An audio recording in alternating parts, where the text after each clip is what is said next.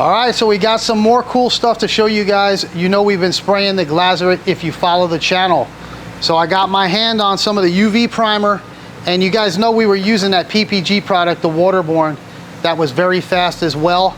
So when you're in a bind and you want to get something primed up quick, I like to have something that you can get on right away. I'm sure you guys have seen the UV primer out there. So today we're going to try out this here UV primer, and we have a nice product here from DeVilbiss. This is their UV light, and this will dry that primer in less than minutes. So that way you can get right on it, get in the booth, paint the car the same day, have no dieback, no shrinkage or anything. So we're going to get this prepped out. I'll go over the process of how Glasurit wants you to do it with their primer, as well as how they want you to use the light and the gun and all the stuff that they need. That way you get a good job out of it. So let's get this thing prepped out and then we'll shoot the primer on it. All right, so the first thing we're gonna do is our normal prep, and that's gonna be clean the panel. You guys see they have the writing still on it.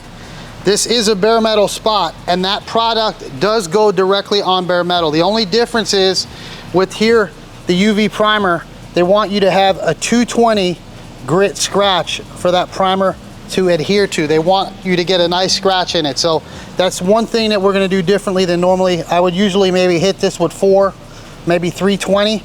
We're gonna get some 220, scuff it up around the edge. That way we get a nice tooth in it for that primer to adhere. All right, so we're gonna go ahead and hit it with our waterborne cleaner. This is the 700-1. Make sure you have gloves on.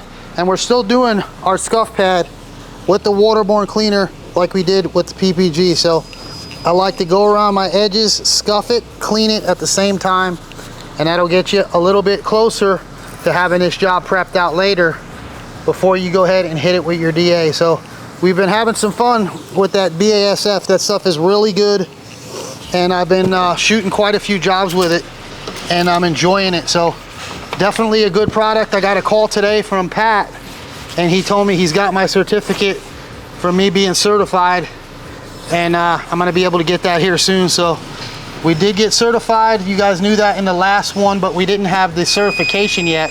So now he says we're gonna be getting it. So looking forward to seeing it, seeing what it says on it. And hopefully we'll get Pat back in here and go over some other stuff, because you guys know he has a wealth of knowledge with the BASF stuff. So we always can learn some stuff from him. Every time he comes in, I'll have some more stuff to ask him. So just get it scuffed and clean, and then we'll hit this area here for the primer. All right, we've got it clean. Now I've got a little piece of 220 here. I did go ahead and tape off the trunk because I don't want to scratch it. We're gonna just go ahead and hit our areas around where we're gonna have our primer lay into. That way we know we get a good bond with this here. So that was one recommendation that Pat told me is a must with that UV primer, is making sure you have a coarse enough grit for that to lay into. That way it sticks and it adheres good. So it is a direct to metal. We did find that out, and we're gonna go ahead, get this area masked off now, and then go ahead and hit this. But you do have to use a special gun. So they want you to use a 1.0 when you're using the UV primer. That way you do not put too much on at once, and you do not have it able to dry the right way. So they want you to use the 1.0 gun, put on the 1 coat light, then put on another coat, wait 5 minutes before you actually hit it with the UV light. So let's go ahead and get this area bagged off.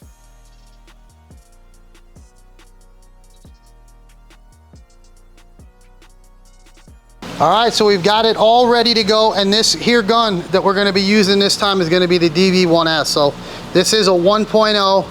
We'll go ahead, put it in the gun.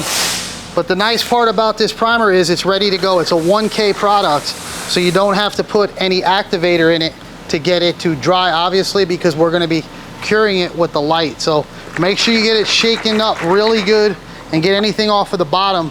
That way you have a nice mixture in it. So we're gonna go ahead, put it on the gun washer, shake it up real good. Then we'll put it in the cup. But one thing you have to be aware of here is make sure that you cover up if you're gonna leave the primer in the gun. It won't harden as long as this is covered up and doesn't have any way of getting any light. So they do make cups that are black. We'll probably go ahead and get that if we start using this a lot. But right now we're just using a regular cup that's clear, And so don't leave this around anywhere that light's gonna get to it, because it'll harden up and you'll ruin your gun. So let's go in, shake this up, get it in the gun, and I'll show you guys how they want you to apply the primer.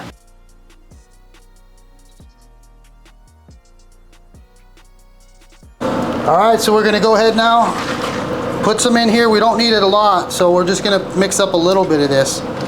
And like I said, you gotta make sure that you use the 1.0 with this.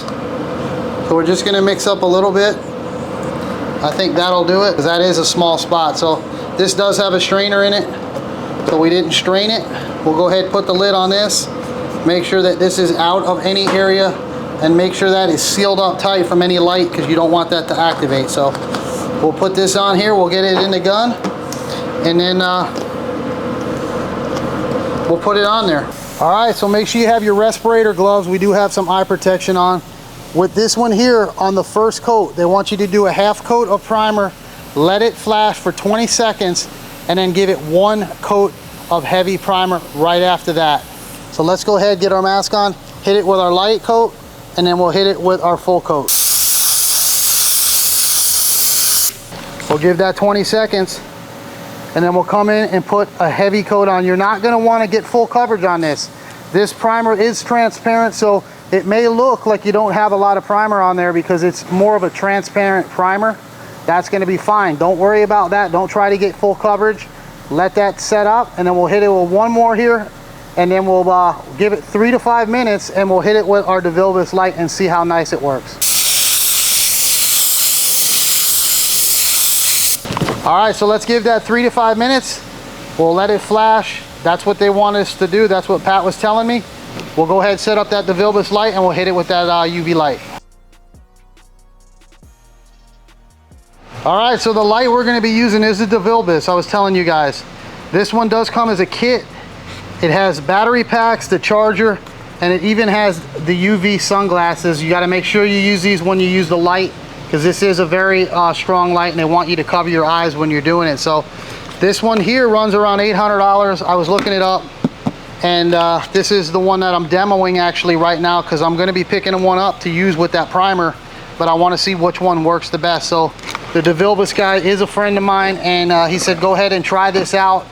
And so we're gonna try this one and see what it does with our primer. So let's go ahead and let that timer run out, and then we'll hit it with the light.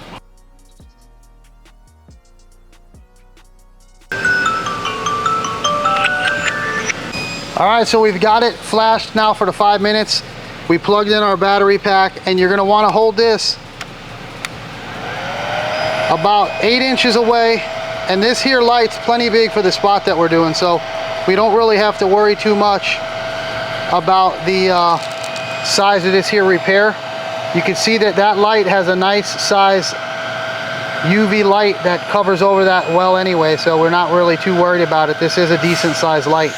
And I have used the UV primer years ago, but back in the day, we would really just put this out in the sun and not have to worry about curing it. But now that we're inside and we don't want to have to do that type of step to slow things down, we'll just go ahead and hit it with our UV light, run it over it, and this stuff here should be set up, and then we could run this right in the booth, prep it out, and have no problems with any of this. So that's the whole key behind this stuff, is to have it done right, fast, and have a quality job. So run it over it, and then we should be good to go.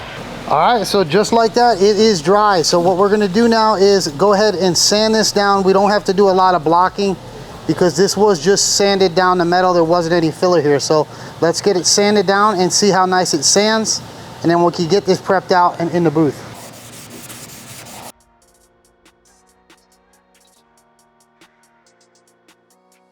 All right, so you guys see I sanded it without the Festool. I wanted to show you how good it's powdering up. So it does look shiny, but when you sand it, it does powder up nice and easy, and it's dry as a bone. So definitely different from the normal primer, but it's nice when you're in a pinch, you want to get something in there. And there is a lot of guys that are using this stuff all the time on everything.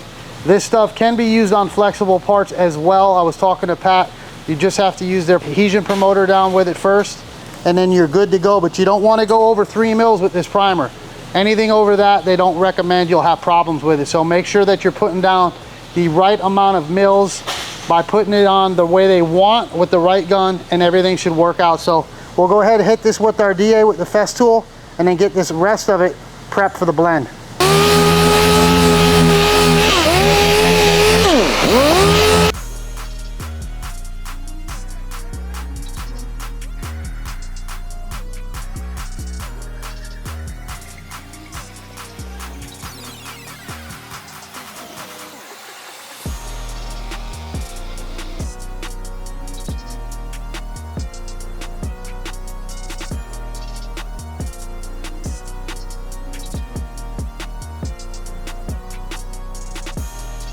All right, so that was about 18 minutes from start to finish on this here job.